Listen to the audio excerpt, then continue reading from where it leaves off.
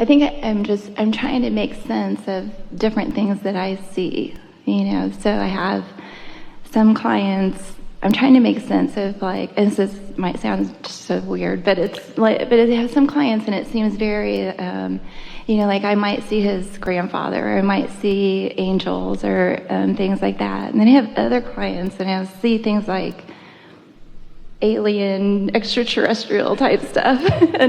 and sometimes when I am in the session, it makes sense to me. I'm having this experience and it makes sense.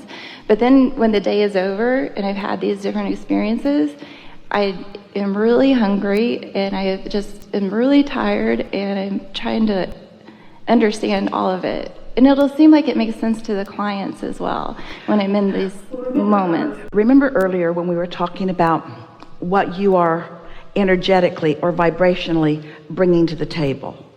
Have you noticed that sometimes when you're visiting with someone and wanting to help them in some way, some of them, your thoughts are just clear and it's so easy for things to flow, and others, it's more difficult? Well, it has to do mostly with what your receptive mode is about. But in your receptive mode, you're also picking up on what's going on with them. And so the thing that we would encourage you to focus upon, and there's no right or wrong in this, just be playful about it and enjoy it as it unfolds. But these are the things that if we were standing in your physical shoes and doing the work that you're choosing to do, and it's good, we would be clear about our alignment. We would make sure that we are rested enough, and we would make sure that we are in that clear space where we don't have resistance. Take time to meditate and make sure that you're in that clear place so that your receptive mode is where you want it to be. And then stand in that readiness and that willingness to translate for another. But remember, you're not wanting to create their experience. You might want to be helping them along to understand something more. But depending upon where they are, some of them are in a vibrational place where they can't receive this. And you don't want to move to a place just to make it possible for them to receive. Do you understand what we mean? Maybe explain a little more. The reason that you're asking about us is because you're wanting to tap into this pure positive energy, and you're wanting to relay as much of this pure positive energy to another one that you can. We want to stimulate your thought on this concept. Do you accept that everyone has non-physical energy that is supporting them and backing them up? Do you accept that everyone is an extension of that? And do you accept that that non-physical energy is pure positive energy? That's where your question came from. Do you accept that your inner being is pure positive energy? Yeah, I think I do on most levels. This is the heart of your question. Mm-hmm. One day, a woman said to us, Abraham, I'm afraid to go across the Bay Bridges in California. She said, I used to go across them all the time, and now I'm afraid. I want to lie on the floorboards of the car. What's happened to me? Why am I afraid? Well, there had been an earthquake and some bridges had fallen down, but that wasn't the reason that she was feeling that. We said, well, you're picking up on thought forms. She didn't like the idea of that. And we said, well, people cross the bridge and some of them are afraid because they're aware that the bridges were unstable not long ago. But the question is, what is going on within you that is activated within you, something that is causing you to pick up on that? And she knew right away. Her neighbor had been burglarized. She'd been attending these neighborhood meetings, and they were trying to decide whether to put bars on their windows or get a watchman to walk around or put up gates. So that vulnerability had been activated within her about another subject, and now she's going across the bridge with new activated vulnerability and picking up on the thought forms of others who had felt that way. And so we don't want you to feel vulnerable to thought forms any more than we want you to feel vulnerable to the airlines destroying your luggage. But it's sort of kind of the same thing. Whatever you've got going on vibrationally is what you're picking up on. So if your intention is to be of assistance to others, and you know that they have an inner being who is wanting to express to them, and you know that they are pure positive energy, and in that knowing, so your valve is wide open, then what you're expressing will be from that vantage point. Because you see, the receiving mode, this is an important thing. Just like you can tune your radio dial to any station, You can tune your receptive mode to whatever. You can tune it to your source energy vantage point. You can tune it to some other vantage point. And sometimes you tune it to the thoughts that the person is thinking who's right there with you. Sometimes you're getting it right out of their awareness, or right out of their fear,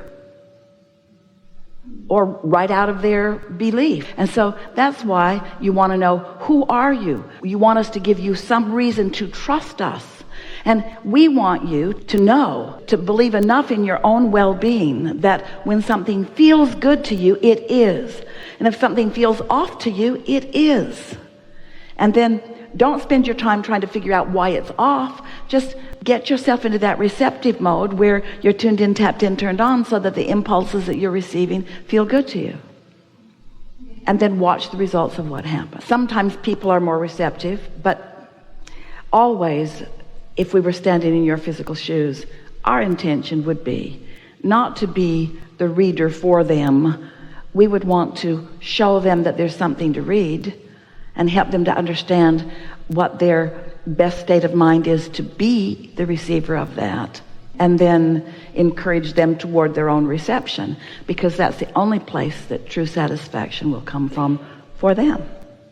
And how can I do that better than how I am doing that? How can I, because I'm aware of that, like not wanting to be the one handing out the $100 bills, is there a better way than how I'm doing it that I can do better at what you're doing is really good. You might think of yourself as someone who's priming the pump. It's really something that this many people in this many cities are willing to come and listen to us express about laws that you can't really see, and about energy that is not really visible to you, and about a vortex, and that you're willing to pay attention and find the vibrational place so that manifestations can then support what you've come to know. It's a nice thing, but we're really out here on the leading edge, and the majority of people on this planet are not ready for this conversation, but they are ready to know that there's something else out there, and maybe you provide that for them. And they are ready to believe just a little bit that somebody is aware of them and loving them that they weren't thinking about. They are wanting some relief about something, or some satisfaction about something.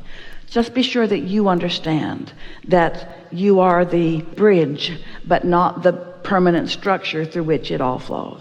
And take care of yourself. Meaning, when you get depleted, when you're exhausted, then you weren't in the receiving mode, because if you'd been in the receiving mode, you had been also being replenished. And so if you're getting tired and weary, and you might start out really in the receptive mode, but after a little while of bumping up against all of that mixture of energy and noticing it or observing it, you see, it's not different than walking through the world and listening to television or watching what's going on. You can't focus upon that many things that aren't the way you want them to be without it setting something up in your vibration that makes you less receptive to this and more receptive to that. Helpful? Mm-hmm. Yes.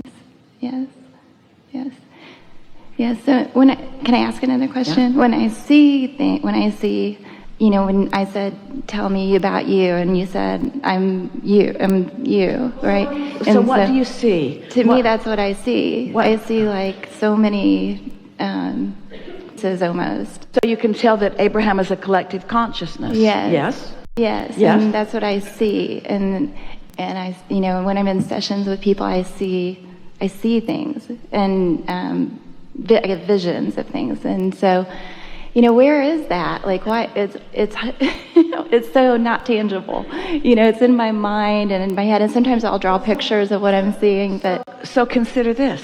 So you accept the reality of this vortex. And it hasn't come out where they can see it, because they're not in the receptive mode. But as you tune into them, sometimes you tune into that. Sometimes you tune in to what is going to be their future experience in terms of manifestation, but it's their now experience in terms of vibration. And that's the only question that you want to ask yourself is, I want to tune in to the now vibration of their now source energy. And sometimes you get to peek into their vortex, and so you can describe things that are coming. You're translating vibration into visual. But don't you want to be ready to be ready to be ready to be ready to be ready to be ready? And don't you want them to too? And can you see how sometimes you might see something that they're not ready for? And how do you know they're not ready for it? Because they're not seeing it. It's not happening in their experience. But then you tell them about it because you're ready to see it. Does that help them? Sometimes it does and sometimes it doesn't. And you'll get better and better at knowing what is beneficial to them. But what we really want to teach everyone is that you're all an extension of source energy, and you all have source energy at your fingertips, and you all have a vortex, and you are all in varying degrees on varying subjects of being ready to realize it. And the whole point of all of this, it's not this big mysterious thing that you're sort of kind of making it out to be, because the whole point of all of it is to have your hands in the clay and enjoy the unfolding of things. The deliciousness of living some life that causes you to ask for something beyond where you are, and then to discover the vibrational habit that puts you in closer and closer relationship to it, so that you're consciously aware that you are by the way you feel, and then you get to witness the improvement of your experiences as impulses come to you. We didn't talk about this yet today, but when you quiet your mind in meditation, and so you're in that place where maybe you're receiving impulses to move, maybe you're receiving some soft and gentle impulses like that, and then a thought occurs to you, that thought that occurs to you came right out of your vortex. And the fact that you're thinking this thought means that you were receptive to it. And the more you do it, the better you will get at that, you see. And so if you will just think for a little while, as you're settling into this receptive mode, that you are a receiver, and don't try to force what you're receiving, and don't work too hard, because sometimes you'll receive something and then you'll want to speak a little bit about it, and then they'll tell you sort of, and then off it goes in a different way. Just let yourself receive and let it come from the clarity of that. And sometimes they'll even begin to receive in the process of you sort of shining a spotlight on all of that. Yes? Yes, that has happened. Yes.